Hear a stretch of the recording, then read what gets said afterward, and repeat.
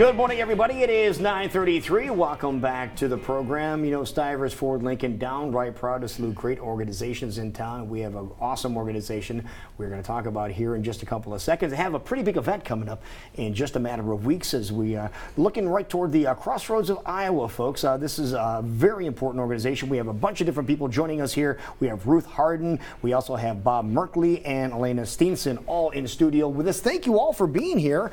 First of all, why don't you tell us a little bit about what Crossroads of Iowa is all about? We formed our nonprofit status 5 years ago, and so the main goal is to someday have housing for women after they go through treatment and they come back from jail or prison, and you know, to get them started in the community again. And but currently we give classes in the jail, and Bob is one of the class leaders, and Elena has been taking on classes this summer. So, and the goal is to reduce recidivism. And our mission is with women, but inside the jail, classes are given to both men and women. Oh, they are? Okay, and I didn't realize that. In 2016, we worked with 800 individuals. Wow. And so most of the inmates love our classes. So I would imagine. So Bob, these classes, what do you address when you get these classes going? I teach two different kinds of classes. I teach two sections of a journaling class, one for men, one for women. And I teach 4 sections of a understanding grief class, men and women. Okay, talk about the first one you mentioned. What you said, journaling? Journaling, which is the idea that whatever is going on down here, we bring it up and out and write about it, and then we know how to deal with it in a less hostile, more comforting way than what otherwise might be the case. They don't lash out, they write it out. And which was probably the commonplace, is that they kept everything in, and you hear that so many times. You have to let it out. You have to be able, but you want to let it out in a positive manner. Which is where the writing, the journaling comes in. One of our little mantras that we use is writing to make it right, R-I-G-H-T. There you go. And so, Elena, you said you've been working with this program as well. So explain how this works. So I teach a couple classes at the Polk County Jail as well, as Ruth mentioned, and one of them is Finding Your Voice, which is a little bit different. It's more of like a discussion-based course. Where we kind of just start walking through maybe traumas that they've had in their life, maybe negative things that have happened to them, or negative things people have said about them. Now, is this a one-on-one thing, or is this a group effort? It is a group thing. A group effort. So yes. Do you find that some of the folks that are involved are a little bit shy, even opening their mouth in the first place? Some of them are, but it's cool to see like over the weeks, because it's a 5-week course, they'll get more and more comfortable as time progresses with the people around them and with me. It's really cool to see. Yeah, and what are the other ones that you mentioned? I also do journaling like Bob does. How have you seen things like journaling or the classes you have, how have you seen that open people up?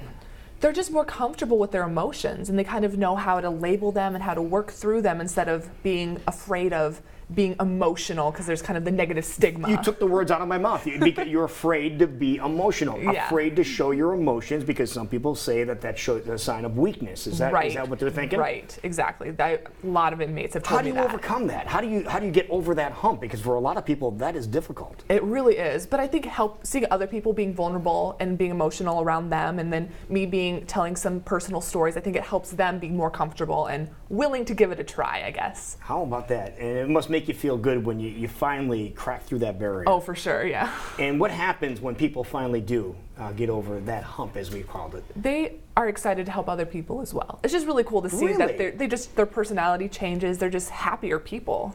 So. And have we shown? Is this shown any positive results in the short time you guys have been around?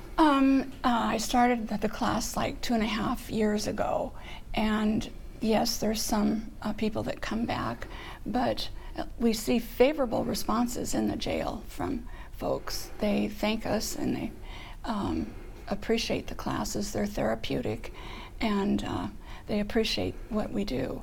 Wonderful. So, Bob, you said you have your journaling, and what's the other area that you focus on? Understanding grief. Understanding grief. Now, how does this come into play? Oh.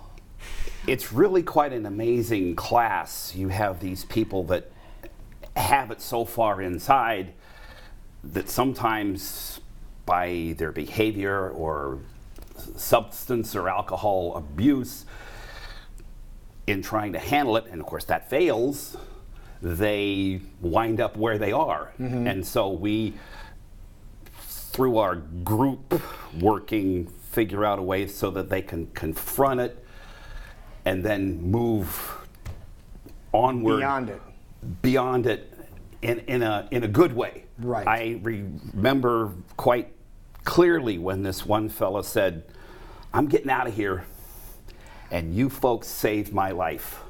Really? That's got to be the most gratifying feeling in the world. Don't know what to do with that, so I thought I'd just tuck it away till now. There you go. Perfect. Well, you guys do great work, but obviously it takes some funds to get this happening, and you have a deal coming up here in just a little bit. The walk is coming up, and this is happening in August on the 26th. Why don't you tell us about that? Yeah, so the Women's Walk, it's going to be around Grays Lake. It's at 8:30. You can register online at our website, crossroadsofiowa.org. Okay. And we're raising money to start a new program to help women. It's called the 3 Principles, and it helps kind of change the way you think about things. So hopefully they'll help them interact better with themselves, with other people, and in their daily lives. So this walk is going to be a fun time. We'll have some speakers, some refreshments, a little, it'll be a nice little time for people. And the price is right too. It's yes, $20 for an adult, $15 for students and veterans.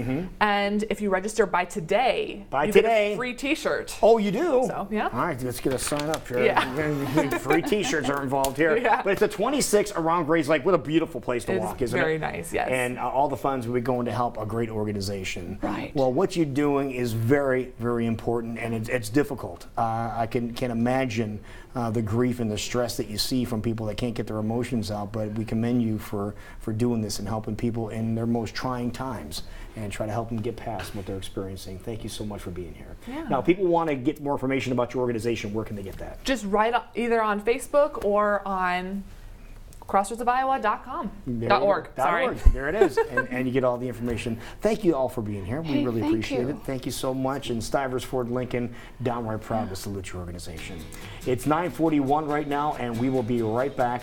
There's the website again. Go to this, folks. Find out more about it again. August the 26th for the Crossroads of Iowa's Women's Walk around Grays Lake Terrace. So that's going to be a lot of fun and raise a lot of funds for an awesome organization.